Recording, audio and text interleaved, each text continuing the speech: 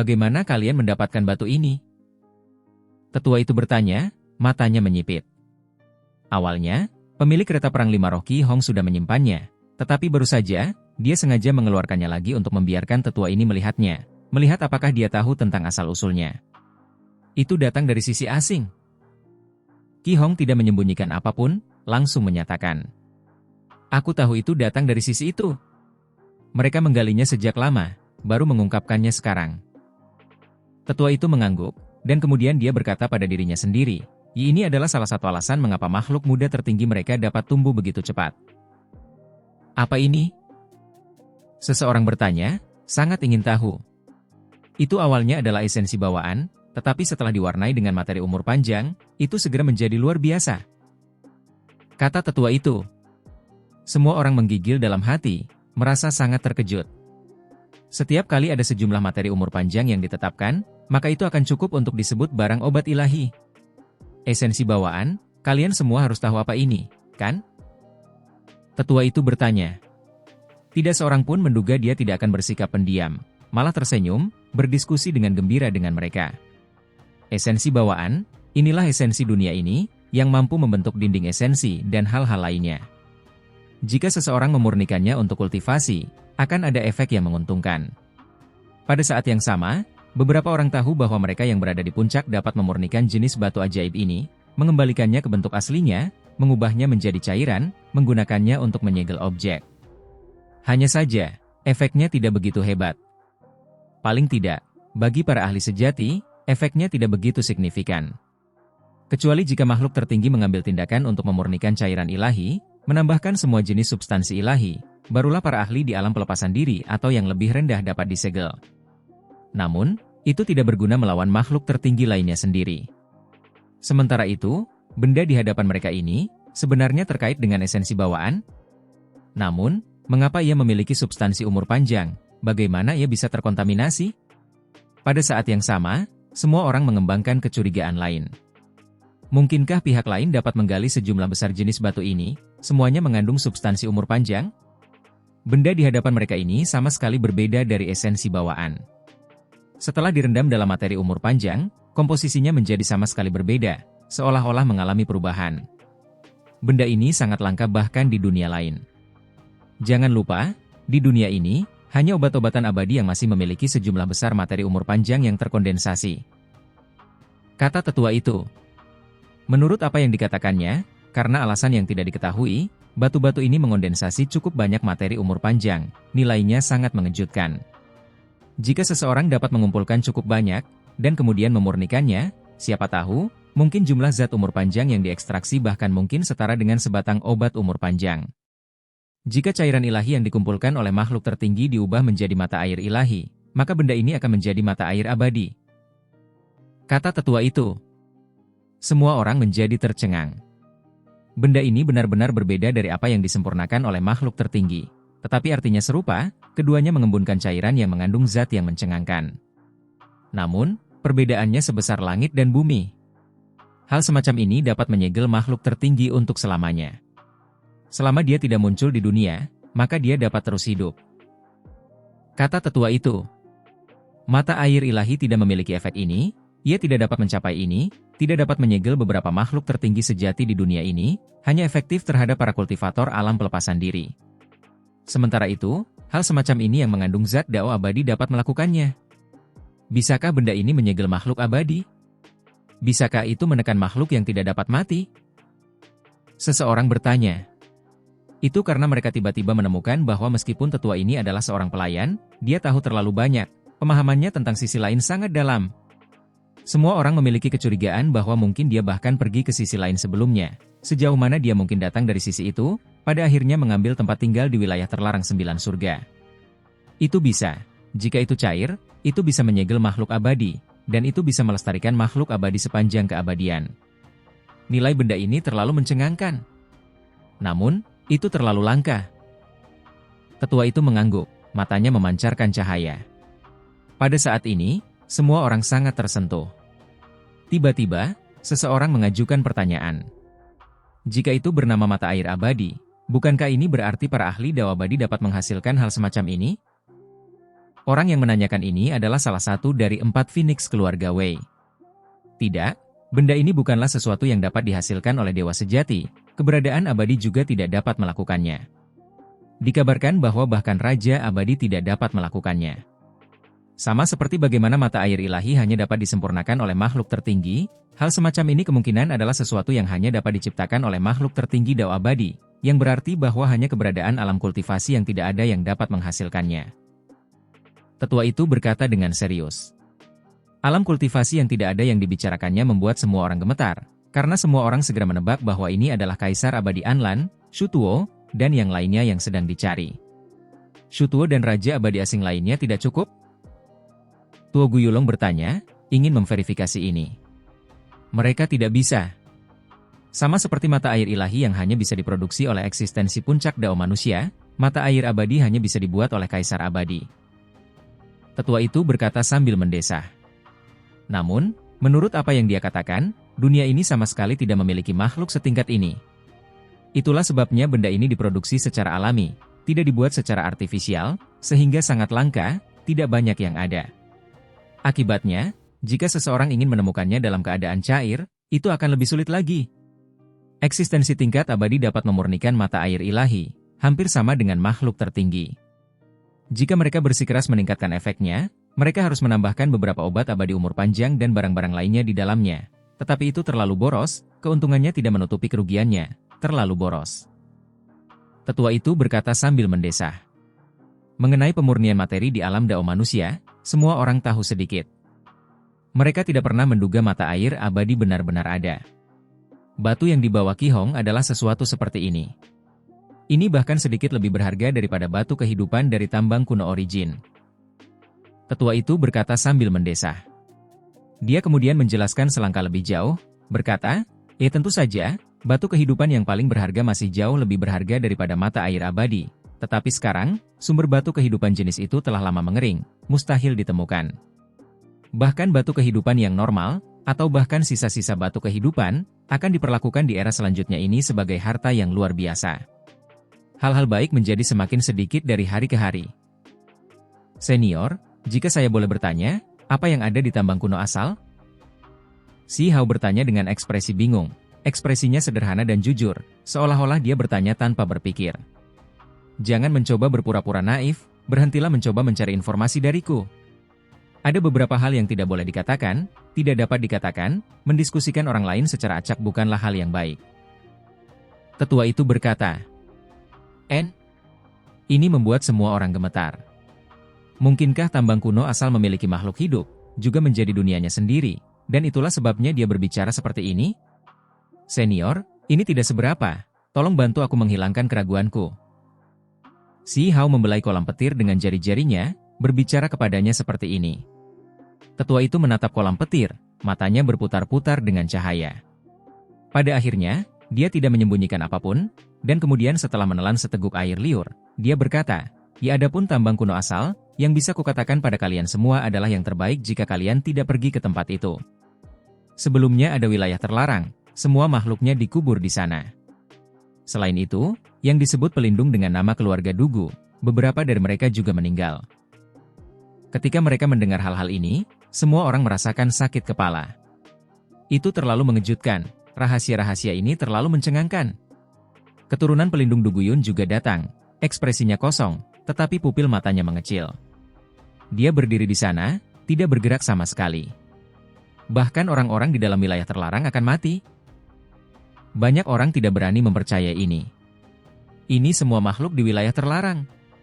Mereka semua mati di tambang kuno asal. Ini terlalu mengejutkan. Banyak orang tidak bisa mempercayainya. Memang, setelah memprovokasi sesuatu yang seharusnya tidak mereka lakukan, tentu saja mereka harus mati juga. Itulah sebabnya kalian anak muda harus ingat, jangan mencari keberuntungan untuk menghindari bencana, jangan mencoba keluar dari kesulitan dengan gegabah. Tetua itu mendesah. Apakah orang ini benar-benar seorang pelayan?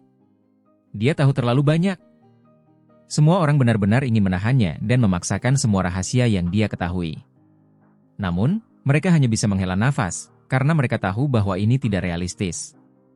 Itu tidak akan cukup bahkan jika mereka mengundang makhluk yang tak tertandingi dari Imperial Pass. karena jika mereka akhirnya membuat marah penguasa wilayah terlarang, semuanya pasti akan menjadi sangat buruk.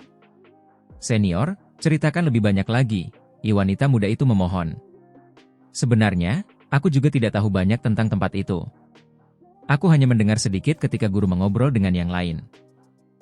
Tetua itu menggelengkan kepalanya, tidak jelas apakah dia menolak atau memang tidak tahu. Ketika pihak lain datang, mereka pasti akan menuju ke sana. Ini sudah ditetapkan sejak lama. Tetua itu mengucapkan satu kalimat lagi. Dia berpikir sebentar, lalu tiba-tiba mengungkapkan sedikit lagi. Dulu, di era besar terakhir, tidak diketahui berapa banyak makhluk tak tertandingi yang mati. Aula tertinggi bahkan kehilangan seorang tokoh penting di sana. Selain itu, ada desas-desus bahwa tempat itu memiliki sebagian wilayah pemakaman kuno yang misterius. Informasi di bagian akhir sangat mencengangkan. Itu karena menurut apa yang dipahami semua orang, wilayah pemakaman kuno semuanya berada di luar perbatasan sunyi. Tentu saja, wilayah pemakaman kuno yang dibicarakan di sini adalah yang sebelumnya digali oleh Anlan, Shutuo, dan yang lainnya. Itu sangat kuno dan misterius. Selain itu, tempat itu mungkin terhubung ke tempat lain, seperti lorong. Tetua itu benar-benar berbicara sebanyak ini, tetapi setelah itu, dia tidak mengatakan apa-apa lagi. Dia menggelengkan kepalanya, menghela napas. Aku pernah masuk ke dalam sebelumnya, meskipun aku tidak masuk terlalu dalam, aku keluar hidup-hidup. Aku juga melihat sebatang obat umur panjang. Kata Si Hao, ingin memprovokasi tetua itu. Dasar bocah, kau benar-benar aneh. Tetua itu menatapnya, mengevaluasinya seperti ini. Dari dulu hingga sekarang, mereka yang bisa masuk dan keluar hidup-hidup benar-benar sedikit. Ada sebidang tanah pemakaman kuno di sana, jadi wajar saja jika disertai dengan sebatang obat abadi yang berumur panjang. Aku juga tahu ini, tetapi sayangnya, batang obat itu telah mengembangkan kecerdasan, tidak dapat ditangkap. Tetua itu mendesah dengan penyesalan.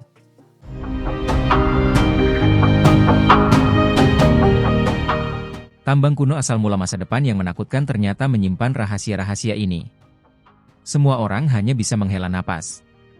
Tidak heran mereka tidak dapat menemukan tempat itu bahkan setelah bertahun-tahun, mati begitu mereka masuk. Ternyata bahkan pasukan dari daerah terlarang semuanya terkubur di dalamnya.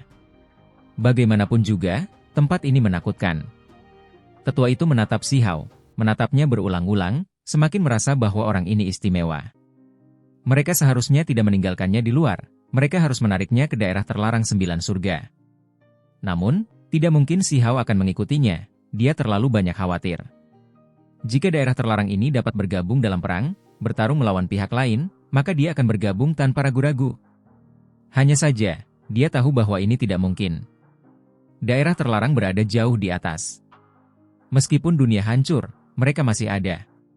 Namun, ini berdasarkan premis bahwa mereka tidak mengambil inisiatif untuk memprovokasi pihak lain, dan sebagai hasilnya, kedua belah pihak merasa takut satu sama lain. Kamu tidak dapat bertindak sembarangan dengan kolam petir ini. Pada akhirnya, tetua itu memperingatkannya berulang kali, mengatakan kepadanya bahwa dia tidak bisa menajiskan dan menyia-nyiakannya. Tenang saja, aku akan mengendalikan diri. Tentu saja, jika kalian semua khawatir, kalian dapat mengirimiku beberapa makanan enak, misalnya, beberapa sumsum naga atau sumsum burung phoenix yang masih hidup. Dengan begitu, aku berjanji tidak akan tertarik pada kolam petir ini, tidak akan memasaknya. Si Hao tersenyum lebar, bercanda. Tetua itu tertawa kecil. Hanya anak muda ini yang berani berbicara kepadanya seperti ini di sini. Yang lain relatif pendiam, namun Huang benar-benar santai, tidak terlalu memperhatikan dirinya sendiri. Dia bertindak tenang bahkan di hadapan tamu wilayah terlarang, bahkan setengah bercanda. Oh, lingkungan dunia ini telah berubah, semakin memburuk dari tahun ke tahun. Tetua itu menatap bagian musim semi abadi itu, lalu berkata, "Kurasa suatu hari, bahkan hal semacam ini akan mengering. Meskipun masih ada, materi umur panjang akan benar-benar punah." Menurut kecurigaannya, di era selanjutnya, harta karun dan material surgawi di dunia ini semuanya lebih rendah kualitasnya dari masa lalu. Tidak bisa dibandingkan sama sekali. Dari apa yang dia katakan, era selanjutnya, setelah waktu yang tak berujung berlalu, era yang hebat berlalu, yang disebut sebagai mata air abadi mungkin hanya setara dengan mata air ilahi saat ini. Sedangkan untuk mata air ilahi, kemungkinan besar akan menjadi barang yang lebih rendah kualitasnya. Batu kehidupan tambang kuno asal yang terbaik sudah mengering, tidak dapat ditemukan lagi. Saya percaya bahwa makhluk-makhluk di dunia selanjutnya akan memperlakukan bahkan potongan-potongan kecil sebagai harta karun tertinggi. Dia berkata sambil mendesah. Apakah warisan kita akan dipotong pendek karena ini? Seseorang bertanya. Banyak orang mengungkapkan ekspresi serius, karena jika era selanjutnya benar-benar berkembang ke keadaan itu mungkin menjadi era fase akhir, hukum alam mungkin tidak ada lagi. Pada saat itu, rentang hidup semua makhluk akan berkurang. Mereka yang dapat hidup selama jutaan tahun tidak akan pernah muncul lagi kecuali mereka disegel melalui metode khusus. Biasanya, mereka yang berada di puncak Daovana hanya dapat hidup 10.000 tahun atau lebih. Ketika mereka mendengar perkataan tetua itu, semua orang menghirup udara dingin. Bahkan jika mereka sudah tahu ini, mendengar dari senior lainnya, mereka masih gemetar sekarang, merasa seperti itu terlalu menakutkan. Seseorang harus memahami bahwa ada banyak ahli yang hidup selama ratusan ribu tahun. Ini bukanlah hal yang aneh. Di masa depan, akan sesulit itu untuk hidup bahkan melewati 10.000 tahun? Apakah itu benar-benar kejam? Seseorang berkata dengan suara lembut, tidak benar-benar percaya bahwa lingkungan dunia akan memburuk sejauh ini. Itu hanya akan lebih buruk dari apa yang dapat Anda bayangkan. Mungkin, di era itu, hanya sedikit yang bisa hidup melewati 10.000 tahun. Begitu mereka mencapai pencerahan dan mencapai puncak Daovana, bahkan jika yang lain sama menakjubkannya, jika mereka terlambat setengah langkah saja, mereka pasti akan tertinggal. Itu karena begitu seseorang memperoleh keberuntungan alami, konsumsinya akan terlalu besar, dan dunia ini seimbang. Kata sesepuh itu. Karena lingkungannya akan seburuk ini, pada saat itu, bisakah seseorang berkultivasi dengan lancar? Mungkin tidak ada yang bisa mencapai puncak lagi, kan? Seseorang mengungkapkan keraguan mereka. Banyak orang merasa jika lingkungannya benar-benar seburuk itu, mungkin semua warisan akan terputus, tidak dapat menghasilkan lebih banyak kultivator. Apa itu kultivator? Kita bersaing dengan surga, dengan bumi, menantang dunia. Itu tidak akan berakhir di sana. Sesepuh itu menggelengkan kepalanya. Selain itu, bahkan jika itu tidak akan lagi menjadi zaman keemasan, lingkungan kultivasi berubah drastis, Dao itu abadi. Jika seseorang dapat merasakan Dao agung, maka dia masih dapat berkultivasi. Itu sampai pada tingkat di mana kesengsaraan surgawi yang sekarang telah menghilang mungkin muncul kembali. Kata sesepuh itu. Pada saat yang sama, lingkungan dunia ini akan kembali. Meskipun secara keseluruhan, keadaannya memburuk, menjadi semakin layu, akan tetap ada kecemerlangan terakhir. Misalnya, di beberapa era khusus, bumi akan melonjak dengan mata air yang manis, surga melepaskan energi esensi, mata air suci tingkat rendah dan hal-hal lain muncul. Tentu saja, ini adalah spekulasi tuanku, aku tidak dapat memprediksi seperti apa generasi selanjutnya. Tetua itu mendesah. Menurut tokoh paling kuat dari kecurigaan wilayah terlarang, tidak peduli seberapa buruk lingkungannya, para pembudidaya akan tetap ada. Tetua itu menambahkan, ya hanya saja, pada saat itu, tidak ada seorang pun yang akan mencapai keabadian, yang paling kuat hanya mampu hidup selama 10.000 tahun atau lebih, mereka yang mungkin dapat menjalani kehidupan kedua, dan itu sudah cukup bagus. Ekspresi semua orang berubah. Di masa depan, tidak ada yang bisa mencapai keabadian. Apakah semua harapan benar-benar terputus? Ini sulit diterima semua orang. Era yang hebat ini, saat ini, sepertinya meskipun tidak ada yang bisa mencapai keabadian, masih ada harapan. Semua orang merasa seperti ketika pihak lain bergabung dengan pihak ini, lingkungan pasti akan sangat berubah. Pada saat itu, akan ada orang-orang yang akan merebut peluang surgawi, memperebutkan keberuntungan alam, mengambil kesempatan untuk mencapai keabadian.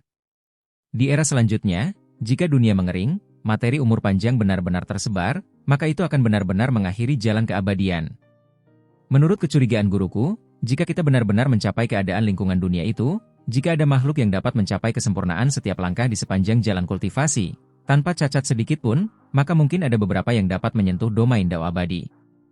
Namun, hanya ada sedikit harapan. Terlebih lagi, untuk era yang hebat untuk memiliki satu orang seperti itu sudah tidak buruk. Dia tidak melanjutkan, tetapi itu membuat banyak orang berpikir dalam-dalam. Si Hao langsung memikirkan hal-hal di langit merah besar. Saat itu, dia mengikuti kekacauan kuno, menemukan dunia kecil misterius yang benar-benar terisolasi. Ada Phoenix sejati muda di sana, kerangka seputih salju, serta peti mati wanita. Orang di dalam peti mati itu sebelumnya mengatakan bahwa dia ingin diasingkan dari dunia luar, untuk mengubah tempat itu menjadi wilayah terlarang. Sementara itu, saat itu, dia juga melindungi 9 surga, tetapi pada akhirnya mengundurkan diri, tidak lagi ikut campur. Ini benar-benar membuka pikiran, membuat semua orang tidak bisa tidak mempertimbangkan kembali berbagai hal. Bagaimanapun, kau tidak bisa hanya melihat makhluk-makhluk di dunia ini dibantai, musnah sepenuhnya, kan? Orang itu tidak puas, berbicara seperti ini. Tentu saja, ada satu alasan lagi yang paling penting. Tetua itu berkata, tidak terlalu khawatir untuk membocorkan beberapa rahasia lagi. Guruku menyimpulkan beberapa misteri surga yang mengerikan, itulah sebabnya dia tidak mau dinodai oleh karma dunia fana. Aku yakin daerah terlarang lainnya juga seperti ini, tidak mau mengambil tindakan. Misteri surga apa? Semua orang terkejut. Guruku yang tak tertandingi, setelah mempelajari beberapa rahasia, untuk ini, sebelumnya bermeditasi selama bertahun-tahun, tidak bergerak, beberapa rambut bahkan menjadi putih, khawatir dan berpikir. Tetua itu berkata, ini hanya membuat mereka semakin penasaran. Bahkan penguasa daerah terlarang yang tak tertandingi menjadi seperti ini, seberapa mengerikan hal ini? Apa sebenarnya itu? Tua Guyulong tidak bisa menahan diri untuk tidak bertanya. Pada tahun-tahun berikutnya, jika seseorang mengambil tindakan, terpengaruh oleh karma, mereka semua akan mati, tidak ada yang bisa hidup. Tetua itu berkata dengan ekspresi serius. Semua orang menjadi tercengang. Kemudian, tubuh mereka menjadi sedingin es. Bahkan penguasa wilayah terlarang akan mati. Jika dia mengambil tindakan, dia akan menghilang.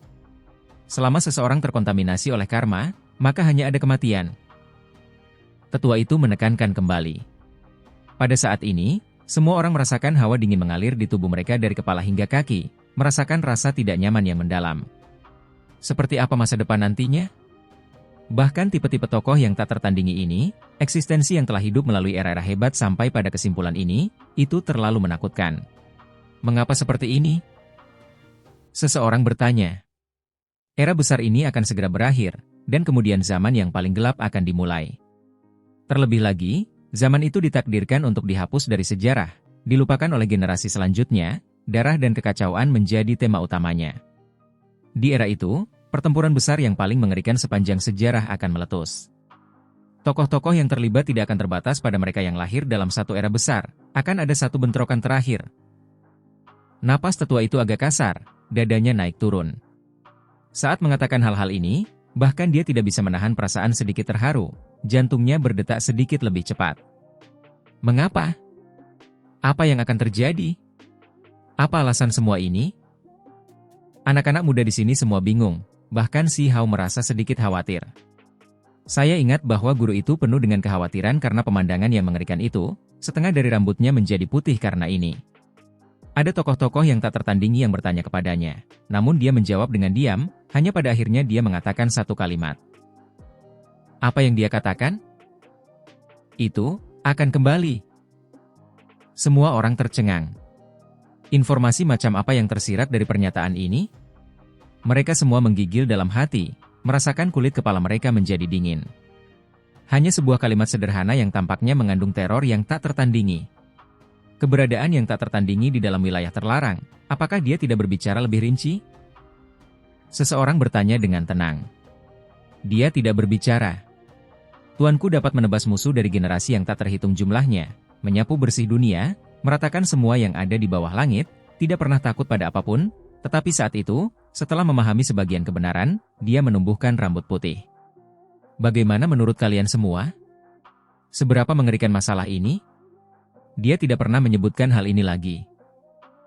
Berdasarkan apa yang dikatakan tetua itu, pertempuran era besar kuno abadi masih jauh dari cukup, ditakdirkan untuk menghilang bersama dengan segmen berikutnya, tidak tertinggal. Dibandingkan dengan seluruh sejarah, itu tidak banyak. Itu pasti akan menjadi zaman yang paling kacau, menakutkan, dan gelap.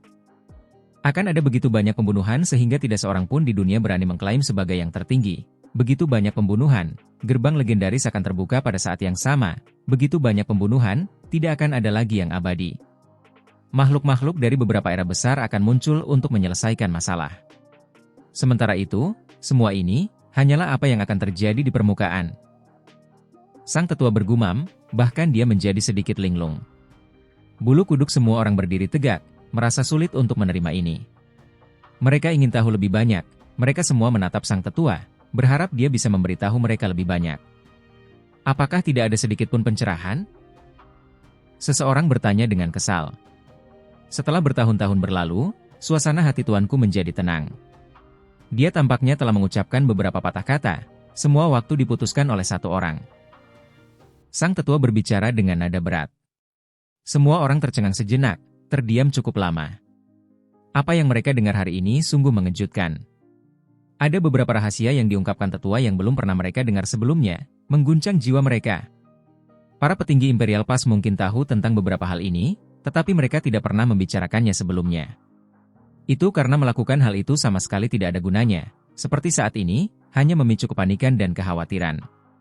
Banyak anak muda yang memiliki ekspresi linglung di wajah mereka, merasa seperti masa depan terlalu suram, bahwa ini tidak nyata. Dibandingkan dengan itu, seperti apa situasi mereka saat ini? Masa depan bahkan lebih mengerikan. Bahkan penguasa wilayah terlarang harus bersembunyi, tidak berani terpengaruh oleh karma karena takut dibunuh. Hanya memikirkan hal ini saja membuat kulit kepala seseorang mati rasa. Banyak orang merasa napas mereka menjadi tergesa-gesa, merasa tercekik di dalam. Ketika hari itu tiba, di mana mereka akan berada? Apakah mereka masih hidup?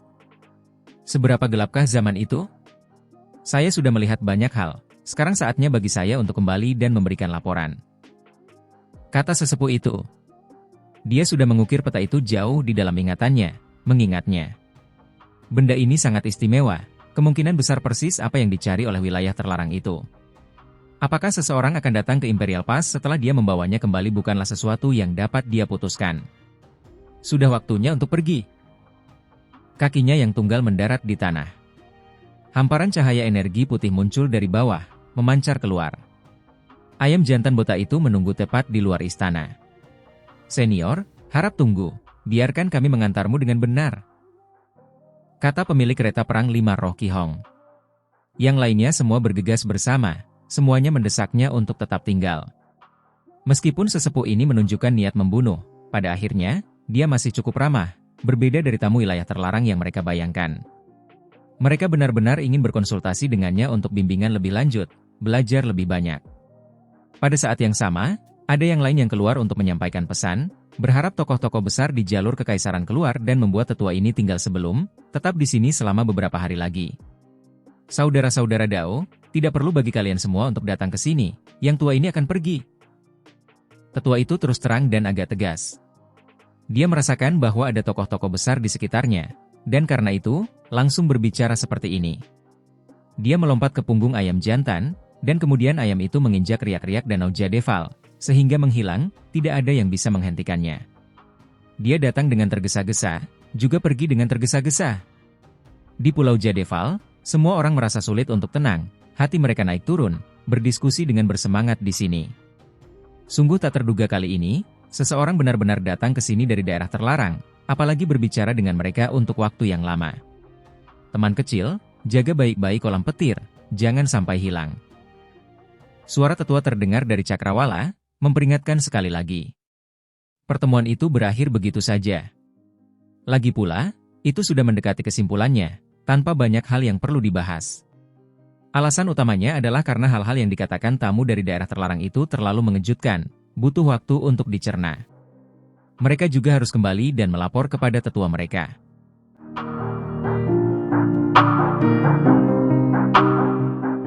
Kita akan berpisah di sini kalau begitu. Saudara Dao, kita akan bertemu lagi di medan perang. Saat itu, kita akan melihat siapa yang bisa membunuh lebih banyak musuh. Haha. Seseorang berkata dengan agak berani. Sudah waktunya untuk pergi dan berkultivasi dalam pengasingan. Jika benar-benar ada kekacauan dan kegelapan besar yang menunggu kita, zaman tergelap, maka aku pasti akan hidup sampai hari itu. Aku tidak akan berpartisipasi dalam perebutan kekuasaan, hanya ingin mengalami kekejaman dan kecemerlangan era itu, melihat tokoh-tokoh yang tak tertandingi di sana, bagaimana hal-hal benar-benar berkembang. Seseorang juga berbicara seperti ini sambil mendesah. Pertemuan itu berakhir begitu saja, semua orang pergi. Sihao, ayo kita minum di sini. Haha, rasa cairan Lightning Tribulation terlalu enak, mari kita minum sampai kenyang. Cao Yusheng benar-benar tidak tahu malu, berjalan mendekat. Sihao tersenyum, mengangguk setuju. Ada dua pemabuk lain yang memikirkan hal ini. Salah satunya adalah Lunar Jade Rabbit, yang lainnya adalah semut bertanduk surgawi. Pada saat yang sama, Kaisar Kupu-Kupu juga mengepakkan sayapnya, menghasilkan gelombang riak, tampaknya juga ingin minum. Kemunculan Kaisar Kupu-Kupu patut dirayakan. Ayo pergi, kata Si Hao. Kaisar Kupu-Kupu yang kuat bukanlah sesuatu yang tidak diharapkan Si Hao. Dia sudah lama tahu tentang keterampilannya yang menantang surga. Ini adalah eksistensi yang dikenal sebagai Kaisar Serangga, yang mampu memerintah semua serangga. Haha, ini terlalu hebat. Ayo minum sampai kita puas. Juga, aku suka makan sayur. Lunar Jade Rabbit tertawa. Ya, benar. Apakah kamu masih tidak mengerti dirimu sendiri? Kamu telah menatap 10 raja yang dibunuh Si Hao selama ini. Ketika kita baru saja memanggang, kamu makan sampai seluruh mulutmu berminyak, namun kamu masih memiliki keberanian untuk terus-menerus mengatakan kamu seorang vegetarian. Cao Yusheng secara langsung mengungkapnya. Peng! Kelinci giok bulan mengambil tindakan, melemparkan kilin kecil yang sedang tidur di lengannya ke wajah Fatih Cao.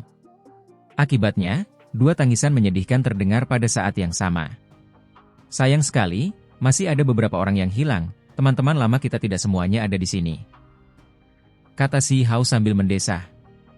Mereka berkultivasi dalam pengasingan, karena tekanannya terlalu besar, mereka semua ingin menerobos, meningkatkan kekuatan mereka selangkah lebih maju. Kata Cao Yusheng. Penyihir, Chang Gongyan, gadis naga, dan yang lainnya semuanya sedang dalam pengasingan. Mereka sudah lama tidak bertemu. Ketika mereka merasa telah mencapai keadaan yang paling sempurna, mereka akan meninggalkan celah itu untuk mencari peluang. Itu karena melakukan hal itu sangat berisiko, sehingga harus menganggapnya serius. Di luar celah itu terdapat medan perang yang sangat besar, terlebih lagi memiliki pegunungan obat-obatan ilahi, tanah kuno yang abadi, dan tempat-tempat lainnya. Ada bahaya besar, tetapi juga peluang yang tak terbayangkan. Hehe, aku tahu kau sedang memikirkan kakak Qingyi, kan? Senyum kelinci giok bulan sangat jahat. Meskipun dia tampak seperti dipahat dari batu giok, seperti boneka porselen, senyumnya sedikit seperti iblis kecil. Apa yang diketahui anak sepertimu? Omong kosong apa yang kau katakan? Si Hao mengusap rambut panjangnya yang putih keperakan, mengacak-acaknya. Batu kecil, aku akan melawanmu sampai mati, jika kelinci giok mengacungkan cakarnya. Si Hao mengetahui dari mereka bahwa Qingyi dibawa ke altar leluhur bersama dengan Yu Chen. Ini membuatnya gemetar dalam hati. Apa yang akan mereka lakukan? Sekarang, banyak orang tahu bahwa kakak perempuan Qingyi istimewa, menyatu dengan benih api bulan hijau. Ada beberapa yang menduga bahwa dia mungkin memiliki hubungan yang hebat dengan Immortal Qingyu dari Immortal Ancient. Kata kelinci giok. Cao Yusheng mengangguk dan berkata, memang begitu. Namun, kamu tidak perlu khawatir, Tetua Agung Meng Tianzeng juga berada di dekat altar leluhur, jadi pasti tidak akan ada bahaya bagi Qingyi. Mata Si Hao berkedip-kedip dengan cahaya, tetapi dia tidak mengatakan apa-apa. Dia tidak benar-benar khawatir dengan keselamatan Qingyi, merasa seperti tidak akan ada masalah. Yang dia khawatirkan adalah Yu Chen juga pergi ke sana. Ini membuat pikirannya jatuh, karena Qingyi dan Yu Chen adalah satu untuk memulai. Jika mereka yang dekat dengan altar leluhur ikut campur, membuat mereka menyatu menjadi satu, maka jangan khawatir, kakak perempuan Qingyi diduga berhubungan dengan Qingyu abadi, tidak ada yang akan mempersulitnya, semuanya akan sukarela. Kata kelinci giok bulan. Semoga saja begitu, kata Si Hao. Pada akhirnya, mereka kembali ke suku tempat klan batu berada. Beberapa orang mengelilingi api unggun, mengendalikan api dao dengan cara yang sangat akrab, mulai memasak makanan enak. Wah, jadi ini burung iblis emas, salah satu klan raja asing? Sayapnya milikku, jangan lawan aku, teriak si kelinci kecil. Setelah membersihkannya, dia mulai memanggangnya dengan hati-hati. Warnanya keemasan dan mengilap, minyaknya jatuh ke api unggun, mengeluarkan suara cici, aromanya tercium kemana-mana. Ini kelabang, penampilannya memang agak menakutkan. Namun, setelah cangkangnya dibuang, tidak banyak perbedaan antara ini dan daging lobster. Fatih Cao cukup berani, tidak takut sama sekali, langsung melemparkannya ke dalam kuali untuk dimasak. Sayang sekali, tidak ada Hiwu Shuang atau Hiziming. Aku benar-benar ingin memakannya. Semut bertanduk surgawi menggertakkan giginya, dipenuhi kebencian, ingin membalas dendam menggantikan kakak-kakaknya. Mereka mengelilingi api unggun, menikmati makanan lezat, menarik perhatian beberapa anak suku. Ambillah, jangan terlalu rakus. Bagi kalian semua, makanan ini terlalu kuat. Bawalah ke para tetua kalian dan beritahu mereka untuk mencernanya perlahan-lahan. Si Hao memperingatkan. Anak-anak ini benar-benar tidak bisa menikmati hal ini. Aku ingin minum anggur kesengsaraan petir. Kilin kecil seputih salju yang biasanya mengantuk membuka matanya, meneteskan air liur. Kupu-kupu kaisar juga terbang, mengepakkan sayapnya di sekitar cangkir anggur. Baiklah, mari kita nikmati bersama. Si Hao mengeluarkan kuali itu, membagikannya dengan murah hati di sini, menikmatinya bersama dengan semua orang. Aku juga ingin melewati kesengsaraan. Ini adalah kehendak ilahi kupu-kupu kaisar. Itu sangat bahagia, akhirnya keluar dari pengasingan. Kekuatannya sekarang sangat hebat. Kapan batu ini akan bangun? Si Hao mengusap ornamen itu di rambutnya, batu yang berkilauan. Jika kamu meletakkan kolam petir di sebelahnya, orang ini pasti akan bangun, mengunyahnya dengan sangat gembira. Kata Fatih Chao. Di sebelahnya, kupu-kupu kaisar mengangguk terus-menerus, menyatakan persetujuannya. Si Hao terdiam. Mereka yang berada di sisi seseorang adalah yang paling mengerti satu sama lain. Aku tidak bisa membiarkannya merusak kolam petir ini. Meskipun aku yakin bahwa kolam ini kokoh dan tidak mudah pecah, tidak ada jaminan.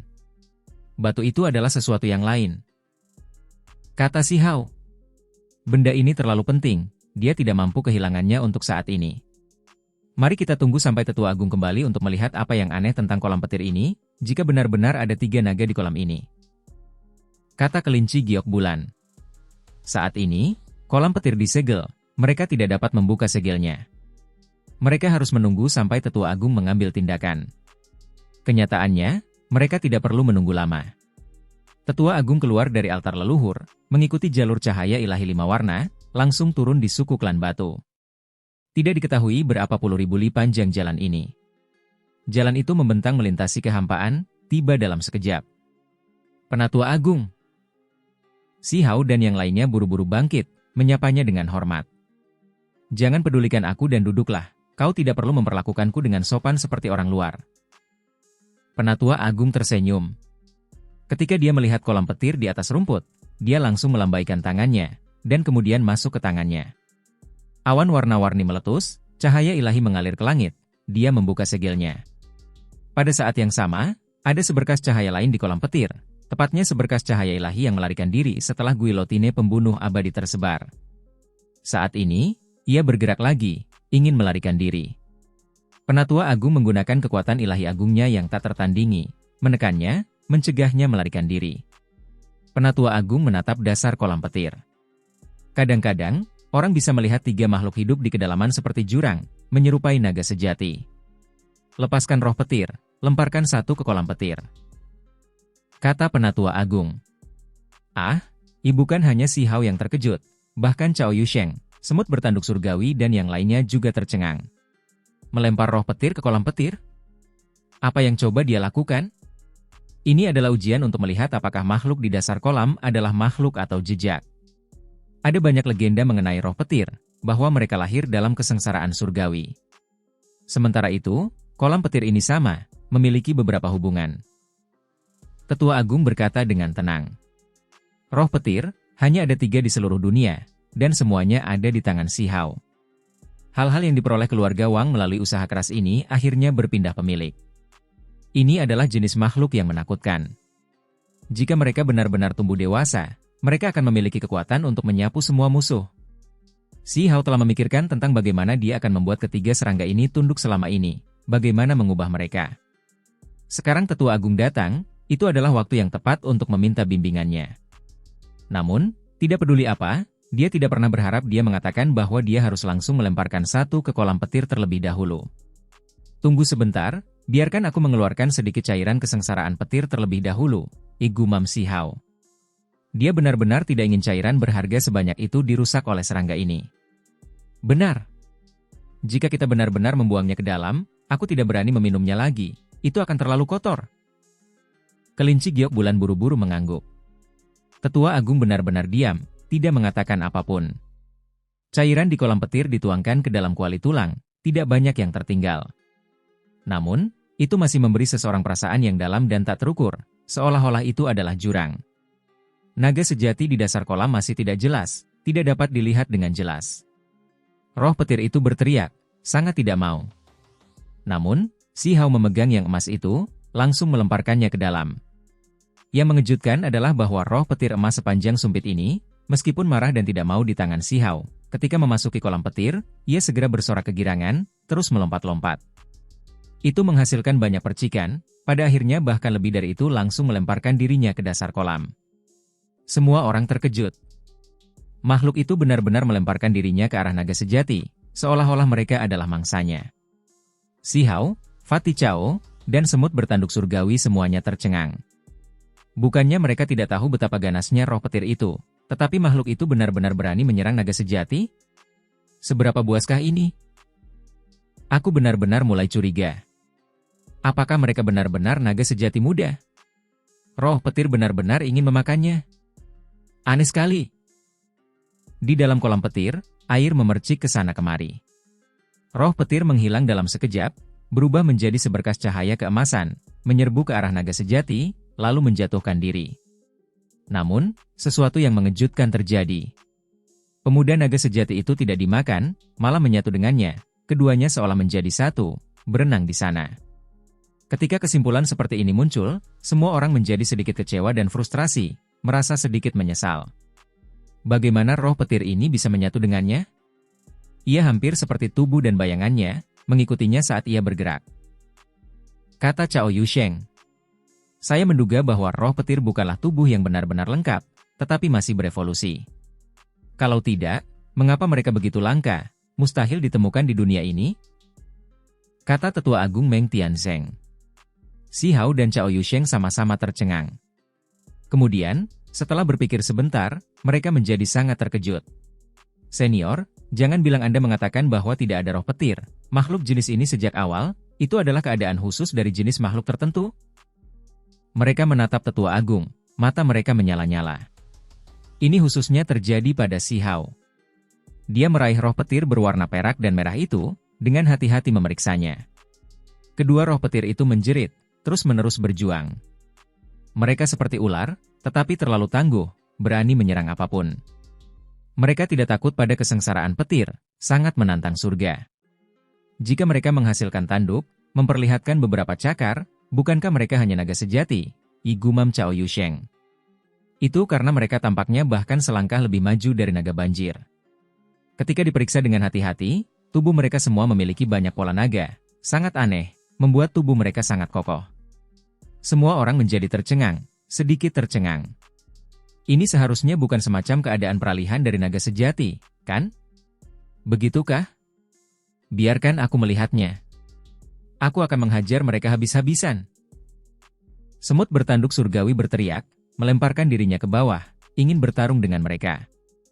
Ini hanya spekulasi. Karena mereka semua berasal dari kesengsaraan petir, pasti ada hubungan di antara mereka. Mereka mungkin bukan naga sejati muda, hanya saja mereka dapat berevolusi ke arahnya. Kata Tetua Agung. Berdasarkan apa yang dia katakan, semua makhluk, terlepas dari apakah mereka bentuk kehidupan yang lebih rendah atau binatang buas, ketika berevolusi hingga ekstrim, dapat membuat pilihan. Mereka dapat maju menuju naga sejati. Di antara mereka, yang paling banyak memilih ini adalah ular dan naga banjir. Dalam situasi normal, tujuan akhir hidup mereka adalah berevolusi menjadi naga sejati, menjadi tubuh yang sempurna. Kebetulan sekali, ada 3 roh petir, sementara kolam petir juga memiliki 3 jejak naga sejati. Gumam kelinci giok bulan. Yang disebut Dao kepada 1, 1 kepada 2, 2 kepada 3, 3 kepada semua kehidupan, secara alamiah ada penalaran tersembunyi di dalamnya. Tetua Agung mengangguk. Dia cukup santai di sini, seolah-olah dia hanyalah seorang tetua biasa. Namun, jika ini terjadi di dunia luar, selama sedikit tekanan terungkap, bahkan mereka yang sekuat para ksatria agung alam pelepasan diri akan gemetar ketakutan, tanpa sadar berlutut dan bersujud di hadapannya. Seorang makhluk tertinggi sejati, di alam Daovana, dapat dianggap tak tertandingi di surga di atas dan bumi di bawah. Misalnya, di dunia ini, hanya beberapa individu di level Wang Abadi yang dapat bertarung dengan Tetua Agung. Bersaing dengannya, yang lainnya terlalu jauh. Roh petir, Mungkinkah mereka benar-benar memiliki peluang untuk berevolusi menjadi naga sejati? Mata Si Hao sangat cerah. Ada peluang, mungkin bahkan lebih cocok daripada beberapa ular dan naga banjir, tetapi mereka belum tentu benar-benar menjadi naga. Itu karena makhluk-makhluk ini juga cukup kuat sendiri. Tetua Agung berkata, 3 jejak di kolam itu, bagi makhluk apapun yang ingin berevolusi menjadi naga sejati, adalah harta karun tertinggi, benar-benar tak ternilai. Tetua Agung berulang kali menguji berbagai hal, pada akhirnya sampai pada kesimpulan bahwa ini kemungkinan besar ditinggalkan oleh naga sejati. Naga sejati dikenal sebagai makhluk paling kuat, menduduki peringkat pertama di antara makhluk yang tak terhitung jumlahnya. Tentu saja ada alasan untuk ini. Hanya saja ras ini terlalu misterius, jumlah mereka sangat sedikit. Biasanya, sudah menakjubkan satu era memiliki 1 atau 2. Kata Cao Yusheng. Semua yang dia tahu dibaca dari buku-buku tulang, beberapa diceritakan kepadanya oleh gurunya. Itulah sebabnya klan ini, bahkan jika telah musnah selama beberapa waktu, masih akan ada ular, naga banjir, dan yang lainnya yang akan berevolusi ke langkah itu, menebus kekosongan naga sejati. Kata Si Hao.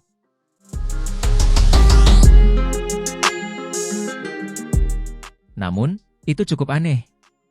Apakah naga sejati terakhir menghilang, atau apakah ia gugur dalam pertempuran? Atau mungkin ia pergi ke asal mula kesengsaraan petir? Tetua Agung berpikir dalam hati. Mereka menemukan jejak naga sejati di kolam petir, efeknya luar biasa. Mengapa aku mendengar bahwa ada telur naga sejati yang tersisa di dunia ini, tersembunyi di gua-gua kuno yang dipenuhi dengan energi kacau? Semut bertanduk surgawi berkata dengan tenang. Ia tidak ingin menyerah pada klan ini. Mungkin ada telur yang ditinggalkan oleh naga sejati. Jika mereka lahir, itu akan menandakan munculnya ras yang paling kuat.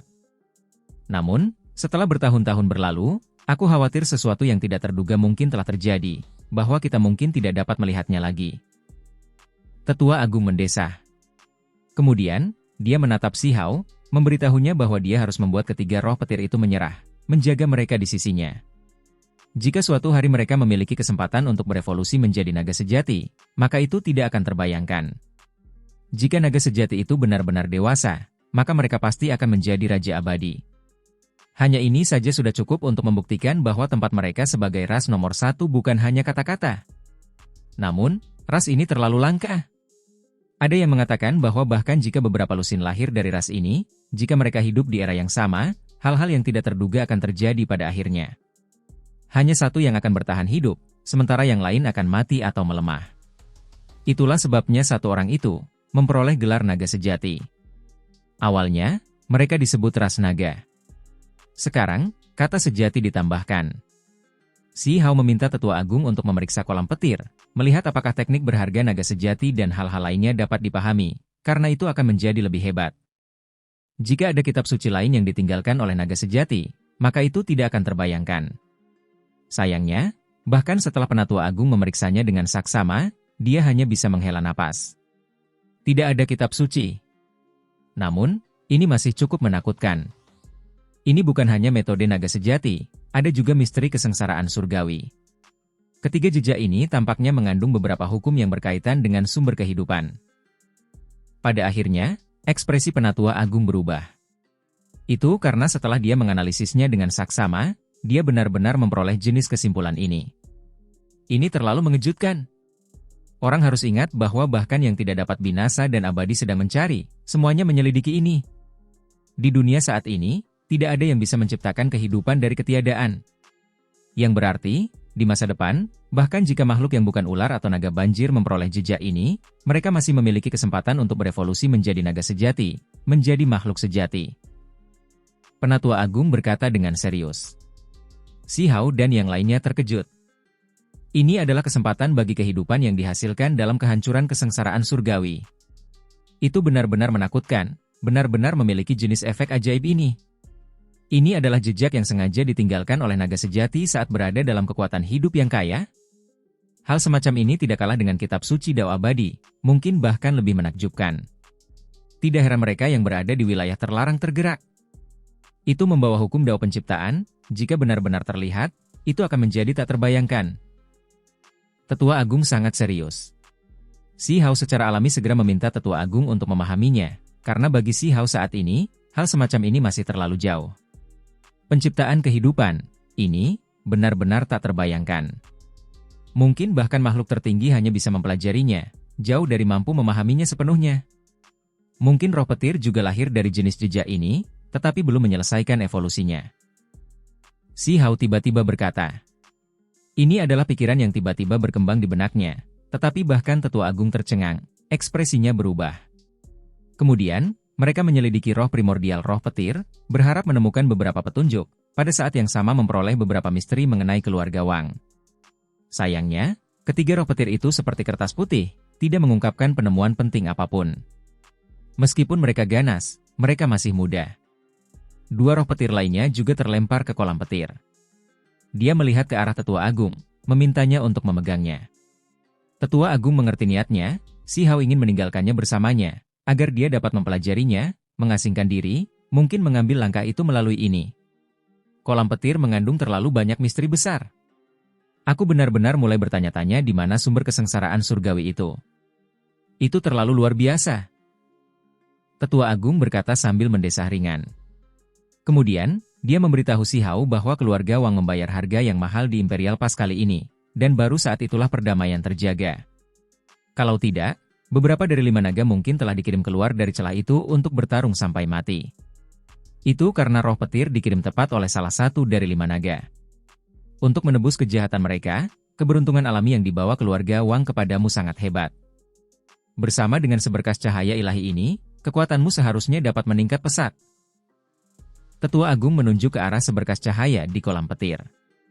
Dia berencana agar si Hao menaklukkannya, memurnikan seberkas cahaya ini. Dia akan membantunya dari samping untuk melakukannya. Tetua Agung menghasilkan kristal, cahaya merah tua beraneka warna yang tak berujung meletus segera setelah dikeluarkan. Itu terlalu cemerlang, seperti matahari merah kecil, menerangi tempat ini. Seluruh suku bermandikan kecemerlangannya. Ini adalah kristal seukuran kepalan tangan bayi, yang tersegel di dalamnya adalah setetes darah, bahkan lebih tembus pandang daripada berlian darah, pancaran yang dilepaskannya lebih cemerlang dari apapun. Darah abadi. Si Hao sangat terkejut, sampai pada kesimpulan seperti ini. Benar, namun, itu tidak sama dengan apa yang pernah kamu dengar atau bahkan lihat sebelumnya. Ini adalah darah abadi yang hidup, dan bukan darah mati. Kata Tetua Agung. Ini adalah darah esensi yang diekstraksi dari dewa sejati ketika masih hidup. Semua energi kematian dimurnikan, terlebih lagi disegel dengan metode hebat, menjaga vitalitas setetes darah ini. Itu sama seperti saat mengalir di dalam tubuh abadi. Dulu, si Hao benar-benar pernah melihat darah abadi, tetapi itu sama sekali berbeda dari tetesan ini. Tetua Agung berkata sambil mendesah, ini adalah darah ayah Wang abadi, dewa sejati yang tak tertandingi. Darah yang berharga itu diekstraksi dari saat dia berada di puncaknya. Semua sifat destruktif dimurnikan, mempertahankan kekuatan hidup yang paling melimpah, semuanya disegel dalam kristal kehidupan. Benda ini benar-benar tak ternilai. Kemudian, Tetua Agung mengekstrak seberkas cahaya dari kolam petir, menekannya dengan kekuatan magis yang besar, tidak membiarkannya bertindak gegabah. Ini adalah cahaya ilahi yang dilepaskan setelah guillotine pembunuh abadi tersebar. Jika kamu memurnikannya ke lenganmu, atau ke satu area tubuhmu, begitu kamu mengambil tindakan, tidak akan ada yang tidak dapat kamu atasi, mampu memotong segalanya. Tetua Agung berkata. Pada saat ini, lupakan tentang si Hao sendiri, bahkan Cao Yusheng, kelinci giok, dan mata yang lain membelalak. Benda ini terlalu mengejutkan, tak ternilai. Itu sama sekali tidak kalah dengan kolam petir. Mungkin di mata sebagian orang, benda ini bahkan lebih berharga daripada kolam petir. Namun, orang-orang yang melihat seberkas cahaya ilahi ini hanya bisa merasa iri, karena benda itu terlalu jauh dari mereka. Hanya karena Huang benar-benar terlalu aneh, berani mencuri makanan dari mulut harimau dalam kesengsaraan petir, sehingga ia mendapatkannya secara kebetulan. Di dalam kristal, setetes darah abadi itu berkilau dan tembus cahaya, terlalu cemerlang, mengalir dengan warna-warna cemerlang, orang bisa tahu bahwa itu adalah harta yang tak tertandingi dari satu pandangan. Sementara itu, di dalam kolam petir, seberkas cahaya itu benar-benar luar biasa, terus-menerus berjuang. Meskipun ditekan oleh kekuatan magis Tetua Agung yang tak tertandingi, ia tetap tidak mau. Ia berjuang, ingin melarikan diri. Benda ini tampaknya memiliki kehidupan, membuat orang terkejut. Itu jelas merupakan seutas energi esensi yang tertinggal dari guillotine pembunuh abadi kesengsaraan surgawi setelah tersebar, jadi bagaimana mungkin ia memiliki kemauan? Pada saat ini, setetes darah abadi dan seberkas cahaya ini terjalin dan bersinar, saling memantulkan. Itu sangat menyilaukan, membuat orang tidak bisa tidak mendekat. Ini terlalu menantang surga. Air liur Cao Yusheng hampir mengalir keluar, merasa lebih terkejut semakin dalam dia memikirkannya. Kedua hal ini sangat mencengangkan. Ada setetes darah abadi yang hidup, serta seberkas esensi dao pembunuh abadi. Salah satu dari ini sudah cukup untuk membuat seseorang kehilangan diri mereka sendiri dan bertarung dengan nyawa mereka di garis itu. Mereka tahu bahwa seberkas cahaya di kolam petir sebelumnya telah menarik tangan hitam besar dari altar leluhur. Bahkan makhluk tertinggi di tingkat itu ingin membatasi dan menangkapnya. Apa rencanamu? Bagaimana kamu berencana untuk memurnikan kedua hal ini? Tetua Agung bertanya kepada Si Hao, ingin tahu apa niatnya sendiri terlebih dahulu. Tetes darah ini kemungkinan besar dapat memungkinkanku untuk segera menerobos alam Dao Void, memasuki alam pemisahan diri, tetapi aku bisa melakukannya bahkan dalam kesengsaraan petir, sebaliknya untuk sementara memilih untuk tidak melakukannya. Aku ingin keluar dari celah gunung untuk mengasah diriku sedikit lebih dulu. Si Hao berkata sambil mengerutkan kening. Sementara itu, aku ingin memurnikan seberkas cahaya ini ke dalam tubuhku, mengubahnya menjadi senjata tajam yang tak terhentikan. Hanya saja, ini pasti sangat sulit. Dia kemudian menatap energi esensi yang berjuang itu. Mengapa kamu tidak memurnikan seberkas energi esensi ini menjadi senjata? Ini mungkin sedikit lebih mudah. Tetua Agung tiba-tiba menyarankan. Itu karena dia menemukan bahwa Si Hao tidak benar-benar memiliki harta kehidupan yang tumbuh bersamanya selangkah demi selangkah sama sekali. Aku punya senjata. Si Hao menjelaskan. Dia punya inti pedang abadi, terlebih lagi dia menemukan pagoda kecil. Begitu juga sisik naga penentang dan benda-benda lainnya, semuanya pasti luar biasa. Akan tetapi, dia tetap merasa bahwa senjata pada akhirnya adalah benda-benda eksternal. Jika dia kehilangannya, atau jika orang lain mengambilnya, itu akan membuatnya berada dalam situasi yang sangat tidak menguntungkan. Pada saat itu, akan ada sejumlah ketergantungan. Daripada ini, lebih baik untuk memurnikan tubuh saja, membuat tubuhnya sendiri sebanding dengan harta karun tertinggi. Itulah sebabnya meskipun dia memiliki senjata yang menggemparkan dunia, dia masih harus bergantung pada dirinya sendiri. Dengan cara ini, kemanapun dia pergi di masa depan, dia akan tetap tidak takut terlepas dari apakah dia memiliki senjata di tangannya atau tidak. Dia percaya bahwa jika dia cukup kuat, terlepas dari artefak berharga, senjata tersembunyi, dan benda-benda lainnya yang ada, dia dapat menghadapi semuanya dengan tangan kosong, mampu menghancurkannya begitu saja. Jalan seseorang harus dipilih sendiri. Tidak perlu senjata juga bagus. Kuharap suatu hari nanti kau benar-benar tidak takut pada artefak sihir apapun, mampu menghancurkannya dengan tangan kosong. Kata Tetua Agung. Dengan demikian, segalanya menjadi lebih sederhana.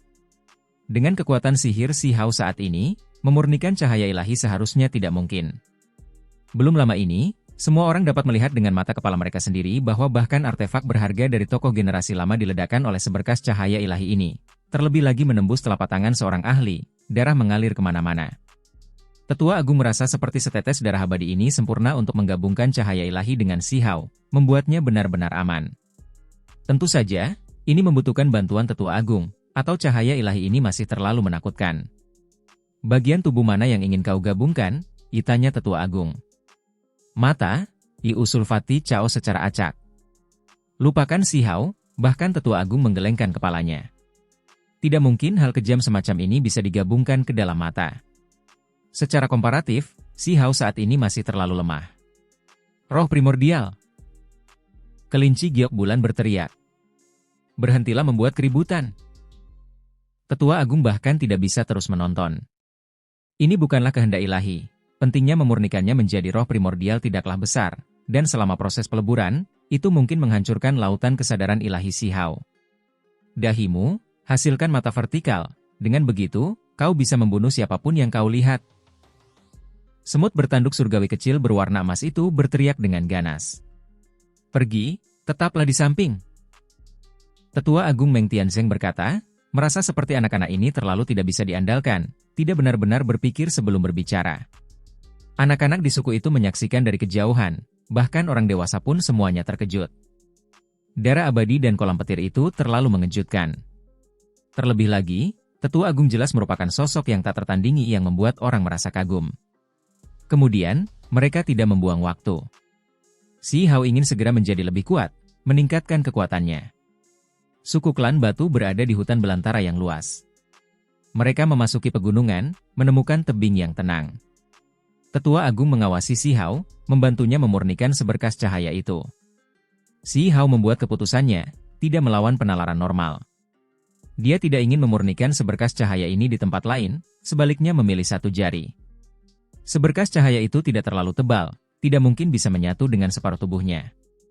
Terlebih lagi, memurnikannya bersama dengan seluruh lengan juga agak kurang.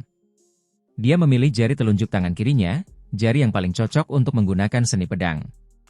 Tebing gunung itu penuh dengan tanaman merambat kuno, beberapa ular piton besar meliuk-liuk. Mereka tidak jauh dari sana, menatap Si Hao, lidah mereka berkedip-kedip keluar masuk. Namun, setelah mengamati mereka dengan saksama, menyadari bahwa Si Hao dan Tetua Agung sama-sama tenang, ular-ular besar yang hendak berubah menjadi naga banjir itu semua berlari. Si Hao duduk di sana, kolam petir berada di hadapannya. Tetua Agung berdiri di samping, sedikit menahan kekuatan sihirnya.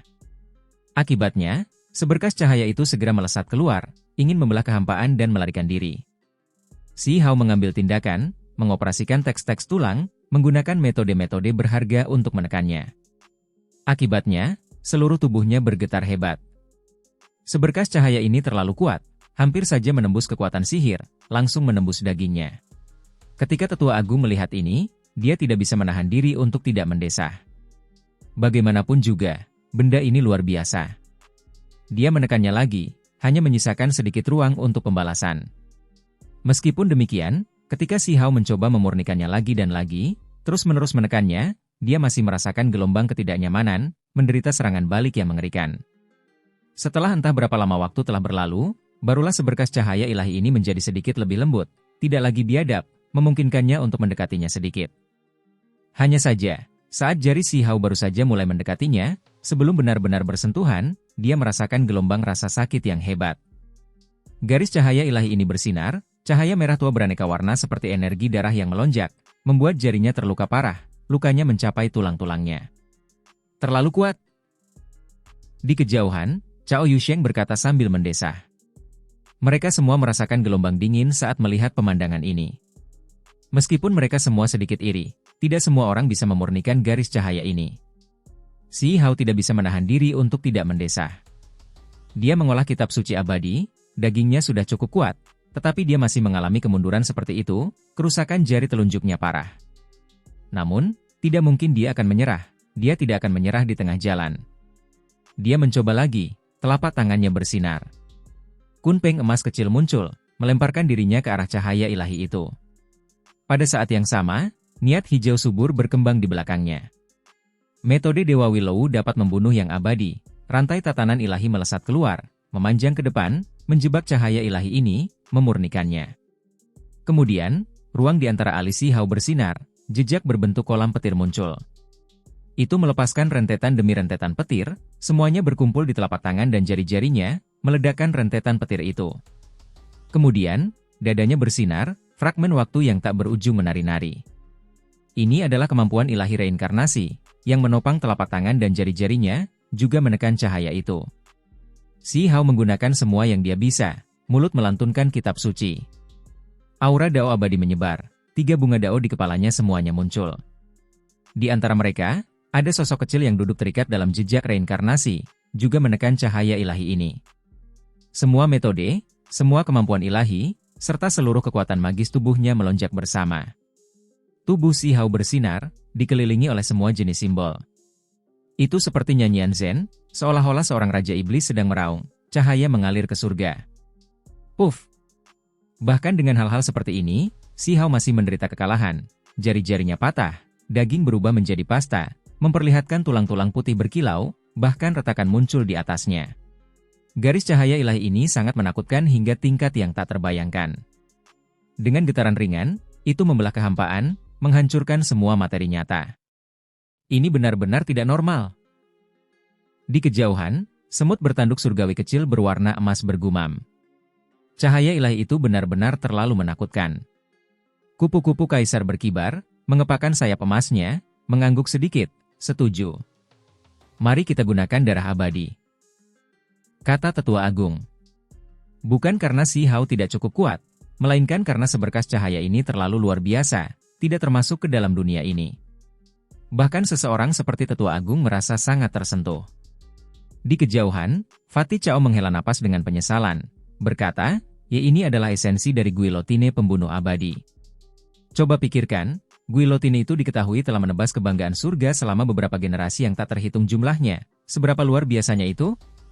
Secara alami tidak dapat disempurnakan.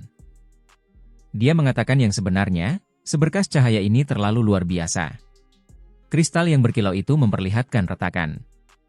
Cahaya merah gelap segera keluar, aura ilahi menutupi dunia. Itu benar-benar mengejutkan, seluruh tempat ini seolah-olah dipenuhi dengan cahaya warna-warni matahari terbenam, menyilaukan dan penuh keberuntungan. Setetes darah abadi yang hidup. Si Hao tidak mengambil semuanya, hanya menarik seutas benang dari kristal, membawanya ke jarinya. Cahaya ilahi segera berkembang, cahaya keberuntungan tak berujung. Garis cahaya ilahi itu sangat sensitif, merasakan kemunculan darah abadi.